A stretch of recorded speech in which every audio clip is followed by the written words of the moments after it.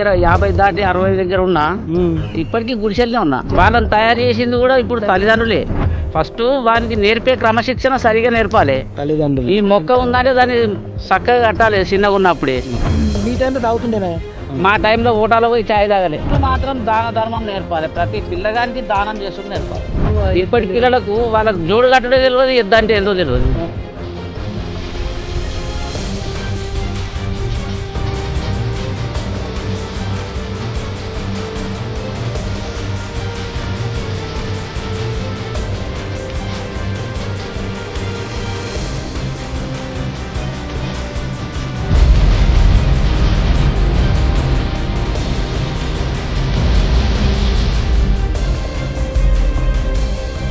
ఏం పేరు నీ పేరు బాబు? నా పేరు నాగులు.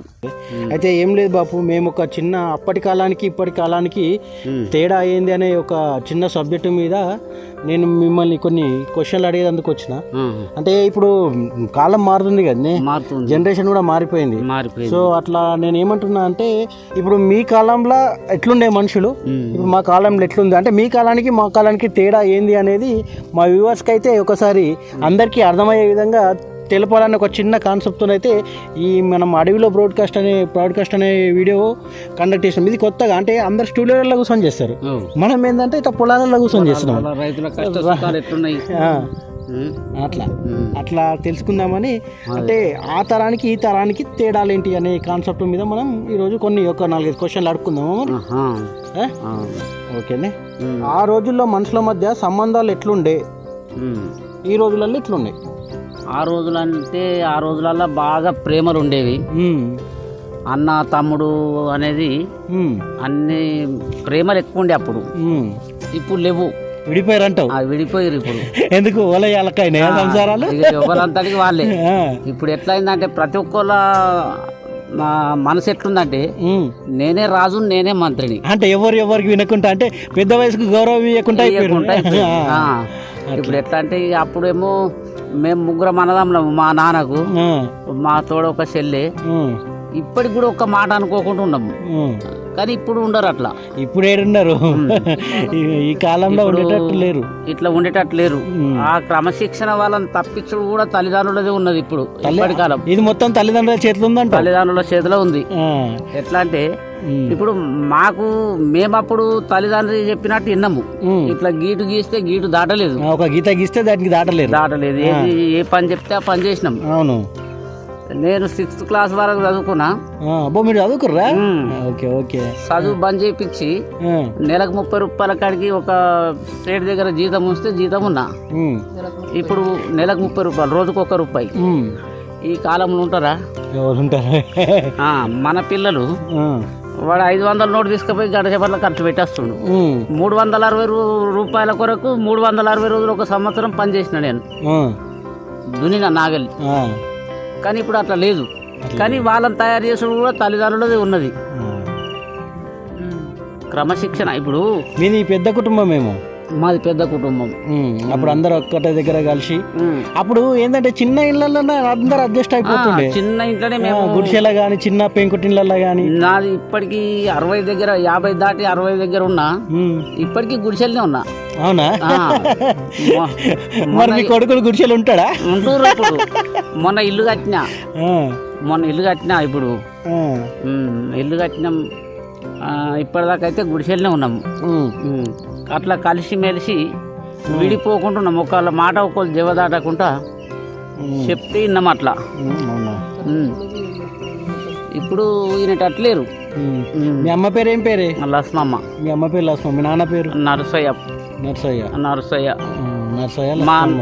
మా నాన్నకి 2 భార్యలు. మొదటి భార్య కొడుకు మా అన్న ఉన్నాడు. మా అన్నకు 5 కొడుకులు. మా తల్లికి మేము 3 కొడుకులం, ఒక బిడ్డే. మాది చాలా పెద్ద కుటుంబం.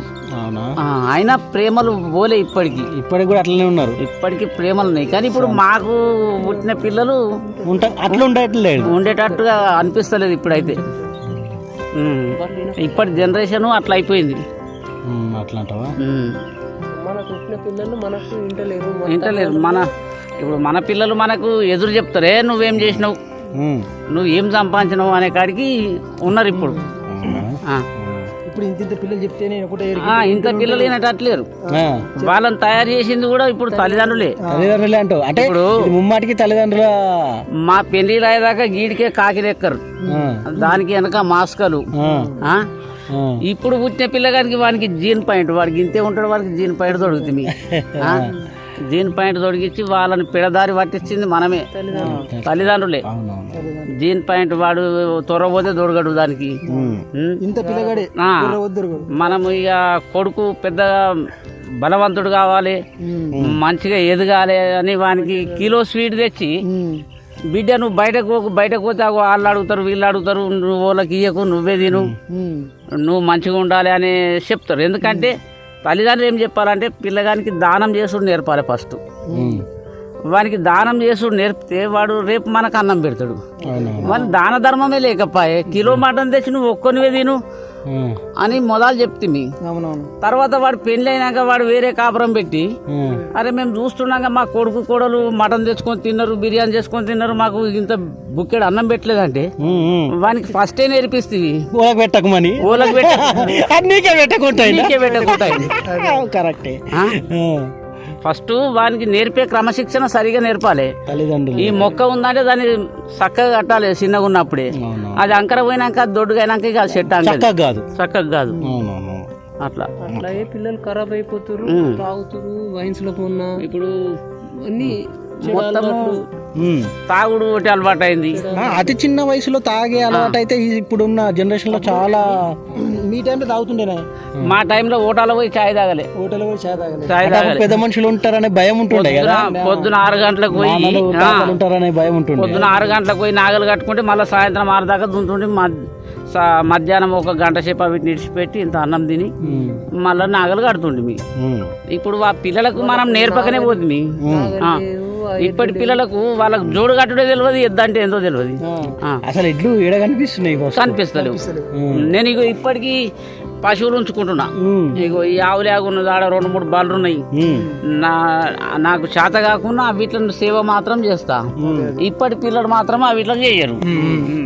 వానికి వ్యవసాయం రూట్ తెలియదు. అదే ఏమున్నా ఇప్పుడు ట్రాక్టర్లు తెలియ, ఇక మొత్తం ట్రాక్టర్లు ఉన్న వాటి అంతా. ఇక ఇప్పుడైతే ఇంకా ఇక్కడ మిషన్లు రాలే, నాటేసేటి లేబర్ వస్తారు, నాటేస్తారు, పోతాడు. మనిషికి పనే లేదు, మిషన్లతోనే పని. ఈ 4 ఎకరాలు ఒక్క రోజు తప్పితే 2 రోజులలో నాటు వాడిపోయాయి. కాలం మారిన కొద్ది మనుషులు కనబడకుండా అయిపోయారు. మనకు పుట్టిన పిల్లలు ఎందుకు ఇంటలేరు అంటే వాళ్ళకి చెప్పినా కదా, ఫస్ట్ క్రమశిక్షణ నువ్వే నేర్పి. నీకు పుట్టిన కొడుకును వాడు అందరి దాంట్లో మన కొడుకు ప్రయోజకులు లెక్క ఉండాలి, వాడు కింగు లెక్క ఉండాలి. వాడిని పోరా స్కూల్కు అని తోలిస్తుంది. వాడు చదువుతలేడా? వానికి ఇప్పుడు నేనే ఉన్నా, నాకే చదువు రానప్పుడు వానికి ఏం చెప్తాం? ఇంటికాడ చెప్పే క్రమశిక్షణ నేర్పాలి ఫస్ట్ తల్లిదండ్రులు. అంతే. ఫస్ట్ మాత్రం దాన ధర్మం నేర్పాలి. ప్రతి పిల్లగానికి దానం చేస్తూ నేర్పాలి. వానికి ఇంత స్వీట్ తెచ్చేసిన వాళ్ళకి వీళ్ళకి ఇట్లా నేర్పాలి. అయితేనే వాడు రేపు నీకు బుక్కెడు పెడతాడు, లేకపోతే నీకే పెట్టాడు. ఇది మంచి పాయింట్ కాక, ఇది మంచి పాయింట్. ఇది వానికి దానమే. ఇప్పటిదాకా ఈ విధంగా పిల్లల్ని పెంచాలని మీ మాటలలో విని నేర్చుకోవాలి. దానం చేస్తూ నేర్పాలి. ఇప్పుడు ఇంట్లో ఏదైనా తీసుకొచ్చి ఇచ్చిన అనుకో, ఈయన కూర్చొని నువ్వే తినంటారు. అట్లా బయటకు పోయి పెట్టగానే అంటారు. బయటకు డోరే పెట్టి బయటకు వాళ్ళు అడుగుతారు, వీళ్ళు అడుగుతారు అని మనకి డోర్ పెట్టి పెడితే. అవునవును, ఇది మంచి పాయింట్. రేపు భార్య వచ్చినాక కూడా వాళ్ళే కూర్చుంటారు, వాళ్ళే తింటారు. తల్లిదండ్రులకు పెట్టరు. అవును. అప్పుడు చేతగాని ఏజ్లాగో మా కొడుకు మటన్ తెచ్చుకోడు, బిర్యానీ చేసుకోరు, వాళ్ళు మేము చూస్తున్నాక తిన్నారు కానీ బుక్కెడు పెట్టలేదని మనకి నేర్పింది మనమైతే. ఈ పాయింట్ మనం అర్థం చేసుకోము, అర్థం చేసుకోము. ఇది నేర్పింది మనమే, అనేది మనమే. ఇప్పుడు మళ్ళీ దాన ధర్మం అంటే ఇప్పుడు కోటీశ్వరుడు ఉంటాడు. వాడు ఏం చేస్తాడు? నేను యాదగిరి నరసింహస్వామికి కళ్యాణం జరిపిస్తాను, మొక్కుకుంటా, ఇంత బంగారం పెడతా, బంగారు కిరీటం పెడతా, లేకపోతే ఏదో చేస్తాడు. మరి నీ ఇంట్లో అంట్లు తోముతుంది పని మనిషి, దానికి తినేందుకు గది లేదు, 4 మెతుకులు పెట్టాడు, దానికి 4 మెతుకులు పెట్టు. దానం అంటే అంటే ఆకలితో ఉన్నోనికి అన్నం పెట్టాలి. ఆకలి తీర్చే ప్రయత్నం మనం చేయాలి. ఎండలున్నామంటే చెట్టు నీడకు విలువ, ఒక చెంబెడు నీళ్ళు, అది పుణ్యం. నువ్వు దేవునికి మస్తు చేస్తారు. బంగారం పెట్టిన ప్రయోజనం ఉండదు. నీకు అని చేయాలి సేవ. ఇంకోటి ఆ కాలంలో పుణ్యం కొద్ది పుట్టుడు దానం కొద్ది పిల్లలు అనే ఒక సామెత కూడా ఉంది. ఆ పుణ్యం ఇప్పటికి కూడా చెడలేదు. ఇప్పుడు కూడా మనం కూడా ఏ తల్లిదండ్రికి ఎవడైతే సేవ చేస్తాడో వాడే ముందుకు పోతాడు, వాడి సంసారమే ముందుకు పోతుంది, వాడే బాగుపడతాడు. 33 కోట్ల దేవతల కంటే ముందే తల్లిదండ్రులు. అవును. ఆ 33 కోట్ల దేవతలు ఏడుకుంటారు, మన అన్నోళ్ళే వీళ్ళు దేవతలు. మరి వీళ్ళని పక్కకు పెట్టినాక నీకు దేవుడు ఏడ కనికరిస్తాడు నిన్ను అంటే ఇప్పుడు అట్లా తయారైపోయింది లోకం. అవునవును. ఇప్పుడు ఇంకోటి, అప్పుడు ఆ రోజులలో నువ్వు పెరిగినప్పుడు ఈ సమాజం ఎట్లుండే, ఇప్పుడు సమాజం ఎట్లుండే? అదే నేను పెరిగినప్పుడు పోరాడ పోయి నాగలు కట్టుకో అంటే పోయినాం, నాగలు కట్టినాం. ఇప్పుడు మన పిల్లలకు చెప్పేటట్టుందా? అంటే నువ్వు మీ నాన్న చెప్తే విన్నావు, కానీ నువ్వు చెప్తే మీ నీ కొడుకున. ఇప్పుడు నేనే కాదు, మొత్తం జనరేషన్ అట్లా అయిపోయింది. ఇప్పుడు నా పిల్లలు వింటారు కానీ ఇంకా కొందరు సమాజంలో సంగతి అప్పట్లో మీరు చేసిరు కానీ ఇప్పట్లో పిల్లలు చెప్తే ఇంటలేరు. వాళ్ళకి చేతనే కాదు, ఇప్పుడు చేతన అవసరం పని తెలియదు. ఈ ఫుడ్ అడ్డమైన ఫుడ్ అయింది అన్ని. ఇప్పుడు మొక్క ఇప్పుడు తుకం పోసిన అందులో 4 కిలోల గురికలు చల్లి దానికి మొదటి నుంచే విషయం పెట్టబడుతుంది. ఇంకా కట్టిన పెడుతున్నాము, పిల్లలకి కట్టిన తయారు చేస్తున్నాం. అది తాకత్తు ఏమొస్తుంది ఇక పొలం తాకత్తు రాని రాదు. ఒక 4 పశువులు వేస్తే చేనులో ఎరువు పడుతుంది, పంట మంచిగా ఉంటుంది, దాన్ని తిండి తిన్న మనుషులు గట్టిగా ఉంటుంది. వాళ్ళకి శాత కాదు, చిన్న పిల్లలకి తెల్ల వెంట్రుకలు వస్తున్నాయి. వాళ్ళకు 15 ఏళ్ళకే తెల్ల వెంట్రుకలు.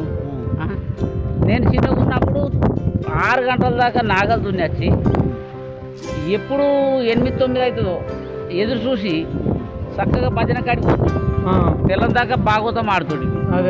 తెల్లారి 4 గంటల దాకా భాగవతం ఆడచ్చి మళ్ళీ 6 గంటల వరకు జీతం మీద పోయి అంత కష్టం చేస్తే కూడా అలుపు లేదు. 100 సంచులు పోసినాము దీప్ మీద. ఇప్పుడు వాటికి 40 కిలోల సంచి లేవు, 4 లక్షలు ఇప్పుడు 40 కిలోల సంచులు వేస్తలేదు ఇప్పుడు వయసు మోగోనికి. నేను క్వింటల్ 10 కిలోల క్వింటల్ 10 కిలోల మక్కలు తెల్లం దాకా భాగవతం ఆడినావు, నిద్రలో ఉండకపోతుండే, అయినా అలుపు లేదు. ఇప్పుడు జరసేపు పని చేస్తే కథ మా కొడుకే ఉన్నాడు, అరలో పోయి బిస్తరేస్తారు కథ. ఏడికెళ్ళి సాధన అవుతుంది. మన తిండి అట్లా తయారైపోయింది, మనుషులు అట్లా తయారైపోయింది, జనరేషన్ అంతా ఖరాబ్ అయిపోయింది. ఫస్ట్ పిల్లలకైతే దానం నేర్పాలి, ఎవరైనా కానీ దానం చేస్తూ నేర్పాలి, వాళ్ళను క్రమశిక్షణ మొలకప్పుడే పంపాలి. అట్లయితేనే సమాజం బాగుపడుతుంది, లేకపోతే ఒక్కరినొక్కరు వినరు. ఇంకొకటి, పెద్ద మనుషులు గౌరవించాలని చెప్పినావు. అవును, అది ఎందుకు గౌరవించాలి? పెద్ద మనుషులను గౌరవించాలని వాళ్ళు నవమాసాలు మోసి వాళ్ళు కోటి ఆశలతోటి అన్నారు మనల్ని. కోటి ఆశలతోటి నాకు కొడుకు పుట్టాలని మొక్కుతారు. అవునవును. కొడుకు పుట్టాలని ఎన్నో యాత్రలు తిరుగుతాము. కొడుకులు పుట్టినాక మళ్ళీ చేసేది కొండంత పండుగ. ఇప్పుడు వాడు పెడదారి నడుస్తుంటే ప్రేమంతా దండుగా. కరెక్టే కదా. వాడు పెడదారి అంటే మరి పెడదారి మనమే పట్టిస్తున్నాం. పోతే చేసే ఆడుకొని రాపో అని చెప్పి ఆశలతోటి కంటిమి మళ్ళీ ఆడుకోపోవాలి, చెడు ఆడబాట్లు నేర్పుతుంది. మళ్ళీ ఇప్పుడు అంటే మనమే గండము మనమే చెడగొడుతున్నాం. అంతేనా? అంతే. ఇప్పుడు ఈ పశువును దానికి ఎట్లా నేర్పితే అట్లా నేర్స్తుంది. అంతే. పనైనా ఏదైనా దాని మన చేతుల్లో ఉంటది. కరెక్టే. మనం చెడగొడుతున్నాం. మనం